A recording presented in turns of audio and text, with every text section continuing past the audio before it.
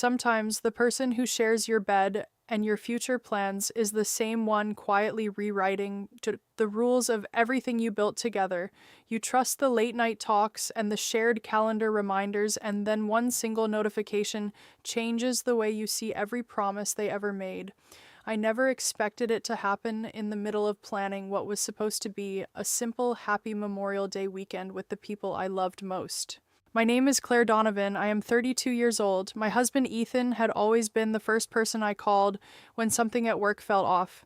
His coworker, Lucas Bennett, had joined our circle more recently through shared neighborhood projects.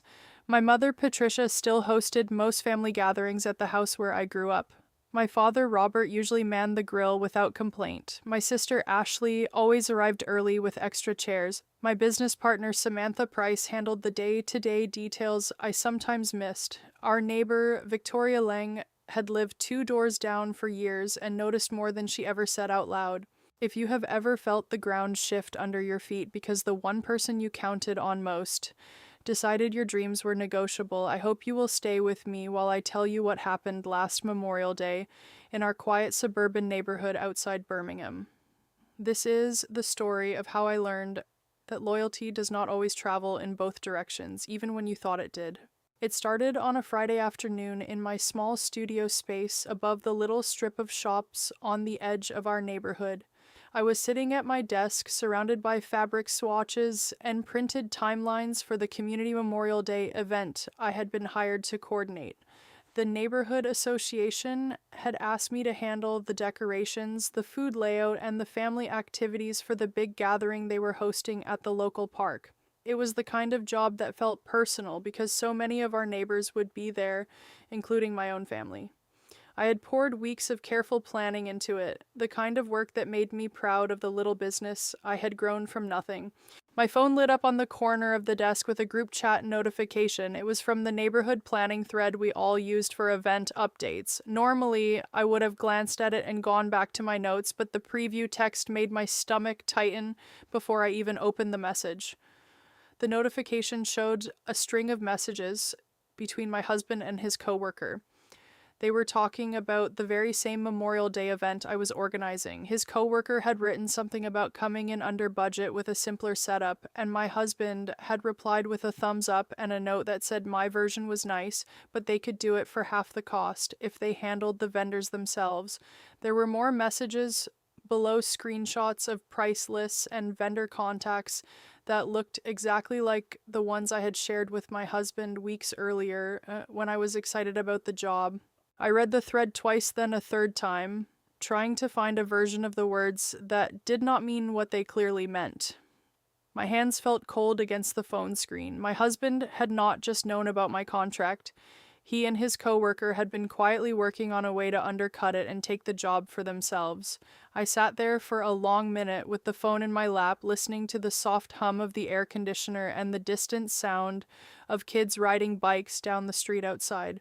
Part of me wanted to believe there was a misunderstanding, that maybe they were trying to help in some backward way. But the messages were too specific. They had my vendor list. They had my budget numbers. They were using my own planning to offer the neighborhood association a cheaper version and cut me out. When my husband walked through the studio door 20 minutes later carrying takeout like it was any other Friday, I did not know how to start. My voice came out quieter than I meant it to. "Can you look at this?" I held out the phone with the group chat open. He took it, read for a second, and then handed it back with a small shrug that already felt like a door closing.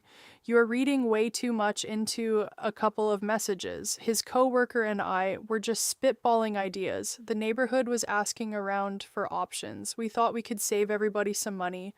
I felt the words land like small, precise cuts. He had not denied the messages. He had not said he was sorry I saw them. He had simply made it sound like I was the one creating a problem by noticing. "Those are my vendor contacts," I said. And I hated how small my voice sounded in the quiet room. "You gave his coworker my planning documents. That event is my contract. I have been working on it for weeks." My husband set the takeout bag on the corner of my desk and crossed his arms. The movement was casual, almost bored, but it made the space between us feel wider than it had ever been. You always do this. You turn every little thing into some kind of attack. His coworker and I saw a chance to keep the money in the neighborhood instead of paying outside vendors the prices you were quoting. It is not sabotage. It is just business. You are too emotional about this stuff. The word emotional landed heavier than the rest. He had used it before when I brought up anything that made him uncomfortable, and every time it made me feel like my feelings were the problem instead of whatever had actually happened. I looked at the man I had been married to for 4 years and tried to find the version of him who used to stay up late, helping me brainstorm client ideas. That version was not in the room. I did not yell. I did not cry in front of him. I just stood there with my arms wrapped around my own waist like I could hold the pieces of myself together by force. I need some air, I said finally. He did not try to stop me. He just nodded like the conversation was finished and started unpacking the food as if nothing had shifted. I walked out into the warm Alabama afternoon and sat in my car for a long time with the windows down, listening to the neighborhood sounds I usually loved. The group chat notification kept replaying in my head. Every time I tried to tell myself it was a misunderstanding, the screenshots of my own vendor list stared back at me. By the time I drove home that evening, the sun was low and the streets were filling with families setting up for the long weekend. Our house looked the same as it always did, the little brick ranch with the crepe myrtle out front that we had planted together the first spring we lived here. Inside, my husband was already in the living room, scrolling on his phone. He glanced up when I came in, but did not ask how I was. "We still going to your parents' place tomorrow for the reunion?" he asked, like the afternoon had never happened. I wanted to say no. I wanted to tell him I could not sit at a picnic table and pretend everything was fine while the man I married was actively working against the one thing that felt like mine. But the words would not come out. The reunion had been planned for months. My mother had been texting about it for weeks. My sister had already bought extra folding chairs. Backing out now would mean explaining why, and I was not ready to put that kind of crack in the middle of my family. "Yes," I said, and the word felt heavy in my mouth. "We are still going." He nodded and went back to his phone. I stood in the doorway for another moment, then turned and went into the bedroom to pack an overnight bag, even though we only lived 15 minutes away. I folded clothes I did not really see and tried not to think about the fact that the person I used to call first when something hurt was the same person causing the hurt. The next morning, we drove to my mother's house in the same car the same way we had driven to family things 100 times before. My husband played a podcast on low volume. I kept my hands folded in my lap and watched the familiar streets slide past. When we pulled into the driveway, my mother came out onto the porch with a dish towel over her shoulder, smiling the way she always did when the whole family gathered. My father was already setting up the grill in the backyard. My sister waved from the side yard, where she was helping our neighbor string up a banner between 2 trees. Our neighbor gave me a small, warm smile, the kind neighbors who have known each other for years exchange without needing words. I managed to smile back, but it felt thin. My husband and his coworker were still standing near the grill with my father. His coworker was showing something on his phone, and my husband leaned in to look, nodding like they were in the middle of an important conversation. When my husband noticed me watching, he lifted his hand in a casual wave and called out, "Come tell them about the vendor list you put together." His coworker and I were just saying how we could probably trim some of those costs for the association. The words landed like a public announcement. Several heads turned. My father looked interested. His coworker grinned like this was all perfectly friendly. I felt heat rise in my face, not from anger yet, but from the sudden sharp awareness that my husband was using my own work to make himself look helpful in front of my family. I walked over slowly, keeping my voice even. I already have the vendors locked in for the event. The association signed with me weeks ago. My husband shrugged the same easy movement he had used in the studio the day before. Things change. People are always looking for better value. His coworker and I put together a simpler package last night. No fancy centerpieces, no overpriced rentals, just good food and a few decorations. The association seemed pretty interested when we ran the numbers by them this morning. His coworker nodded along, adding that since it was a neighborhood thing, it made sense to keep it local and affordable. My husband had a good eye for this stuff. Had a good eye for. I looked at my husband, waiting for him to correct the picture to say that the ideas and the contacts had come from me. He did not. Instead, he reached for a cold drink from the cooler and took a long sip, his eyes steady on mine like he was daring me to make a scene at my own family's reunion. My mother called everyone to the tables before I could answer. We sat in the usual arrangement, my parents at the head, my sister and I. On one side, my husband beside me. His coworker took the seat across from us, like he belonged there. Conversation flowed around potato salad and grilled chicken. But every few minutes, my husband or his coworker would steer it back to the Memorial Day event, talking about how streamlined their version would be and how much money the neighborhood could save. Each time they spoke, I felt another small piece of the ground I had stood on give way.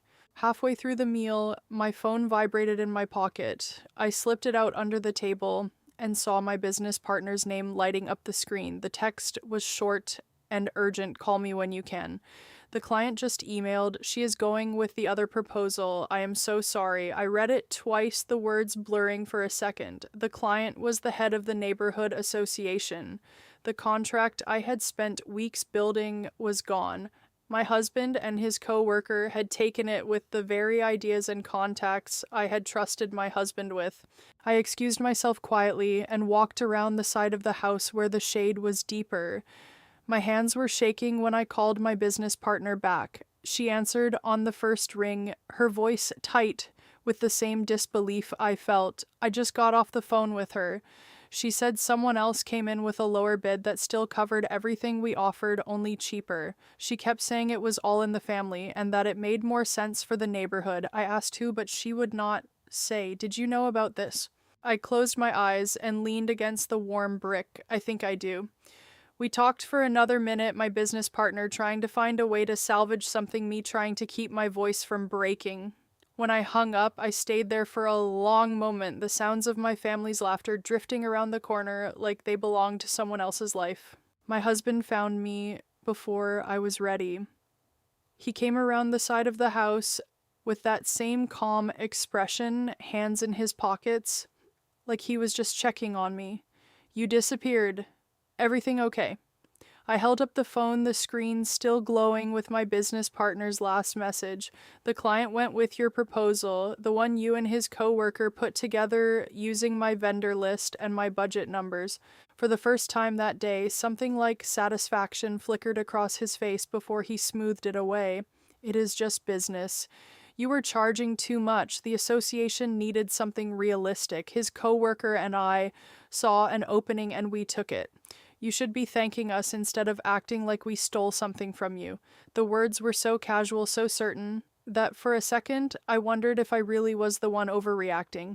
Then the memory of the group chat notification came back, the screenshots of my own documents, and the doubt cracked apart. I trusted you with those numbers, I said, and my voice finally shook. I showed you the planning because I thought we were on the same team. You gave it to his co-worker, so the two of you could undercut me in front of our own neighbors. My husband stepped closer, lowering his voice so it would not carry back to the tables. The tone was no longer calm. It was sharp and controlled the way it got when he wanted a conversation to end. Stop making this into some big betrayal. You are turning a simple business decision into a family crisis because you cannot stand the idea that someone else might do it better or cheaper. We are at your mother's house. Your mother worked all morning on this food. Your sister is trying to have a nice day. If you start crying or accusing me in front of everyone, you are the one who will ruin the reunion, not me. He turned and walked back toward the yard before I could answer, leaving me standing in the shade with my phone still in my hand and the sound of my own heartbeat loud in my ears. I stayed there until I could breathe normally again.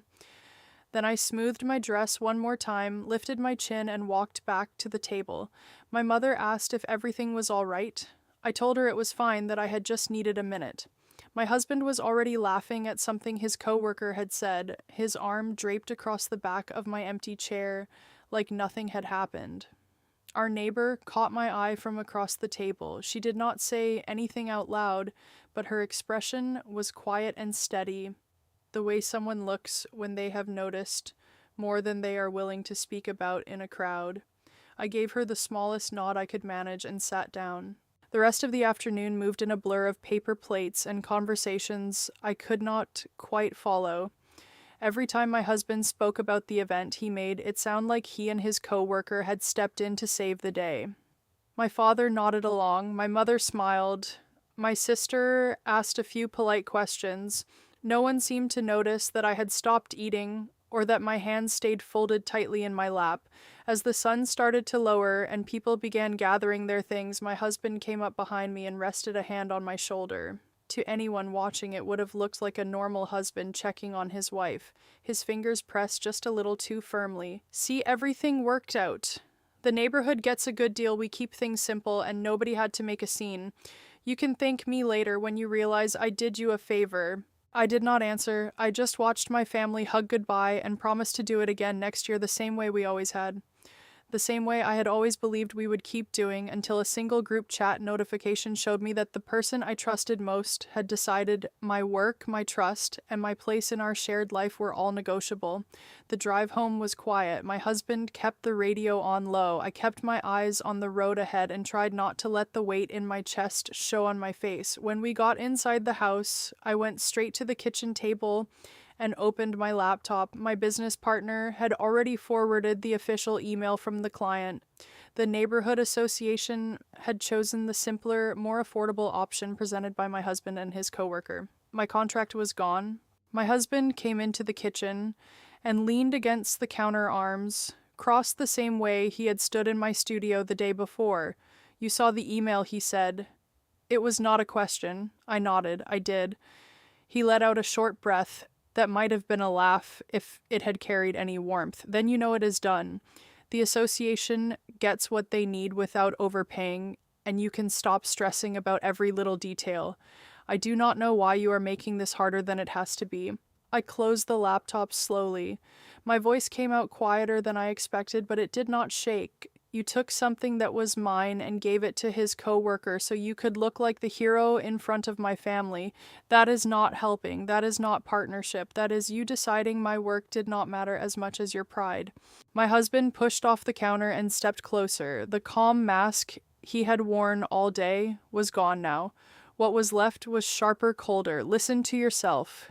You are turning a business decision into some kind of personal attack because you cannot stand the idea that I might be better at something than you. His coworker and I saw an opportunity. We took it. If you had been willing to listen instead of acting like everything you touch is sacred, maybe we could have worked on it together. But you made it about you like you always do. The words hit exactly where he knew they would.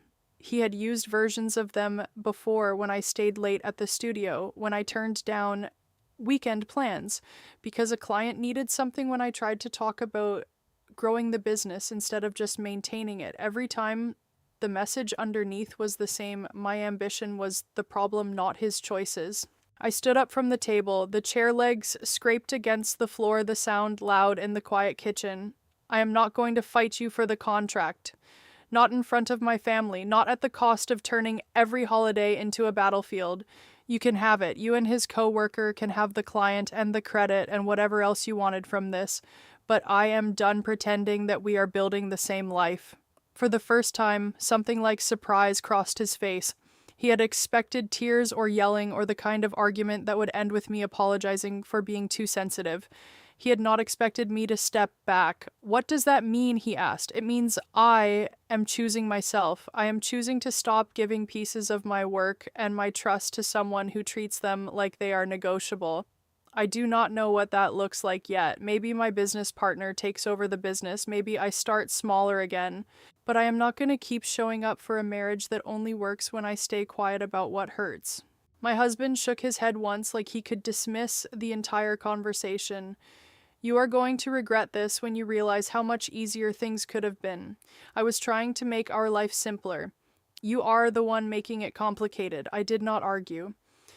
I walked past him into the bedroom, packed a small bag, with enough for a few nights, and called my business partner from the hallway. She answered immediately. When I told her I was stepping back and that I wanted her to handle whatever was left of the business, she did not try to talk me out of it. She just said whatever I needed, she had my back. Our neighbor texted me later that evening. She had seen the way I left the table and the way my husband followed. Her message was short. If you need a place to land for a bit, my guest room is open. No questions. I thanked her and told her I might take her up on it. The next morning, I drove to my mother's house alone. My mother was surprised to see me without my husband, but she did not press when I said I needed to talk. We sat at her kitchen table with coffee that had gone cold. I told her everything, the group chat, the vendor list, the lost contract, the things my husband had said at the reunion and in our kitchen. She listened the way she always had, quiet and steady, until I finished. When I was done, she reached across the table and took my hand. I am sorry I did not see it. None of us did. You do not have to keep carrying it just because we are family. I squeezed her hand once and let go. I know that is why I'm not. I did not go back to the house that day. I stayed with our neighbor for the rest of the weekend, sleeping in her guest room and waking up to the sound of her watering the plants on the back patio. On Monday, I met my business partner at the studio and signed the papers that let her buy out my share. It was not a dramatic exit. It was quiet paperwork and a long hug and the strange heavy feeling of letting go of something I had built with my own hands. My husband and I spoke only through lawyers after that. He kept the client. He kept the story. He told my family about how I had overreacted and made things difficult. My father still invited him to things sometimes. My sister sent careful texts that did not quite ask what had really happened. I answered when I could and let the rest sit unanswered. The silence was its own kind of answer. Months later, on another warm afternoon, I sat on our neighbor's back patio with a glass of iced tea and watched the neighborhood kids ride bikes past the house. My business partner had kept the business going in a smaller way, and sometimes she still called to ask my opinion on a layout or a vendor. I gave it when she asked, but I did not chase the old version of the work anymore. My days were quieter now. Some mornings I woke up, and the first thought was not about a contract or a client or the man who had decided my dreams were optional. That felt like its own kind of progress, even when the quiet carried a weight I could not quite name. I still think about the group chat notification sometimes. I still think about the way my husband looked at me across my mother's backyard, like I was the one who had broken something instead of the one who had finally seen the break. I do not hate him. I do not even wish him badly. I just know now that the person I married and the person who stood in our kitchen that night were never the same man, and that choosing myself meant accepting that some promises do not survive when one person decides the other's worth is negotiable. If you are listening to this and you are still trying to convince yourself that the person closest to you would never do what they have already done, I hope you hear this part clearly. You do not have to keep proving your loyalty to someone who treats your trust like it is something they can spend without asking. You can love your family and still choose not to set yourself on fire to keep them warm.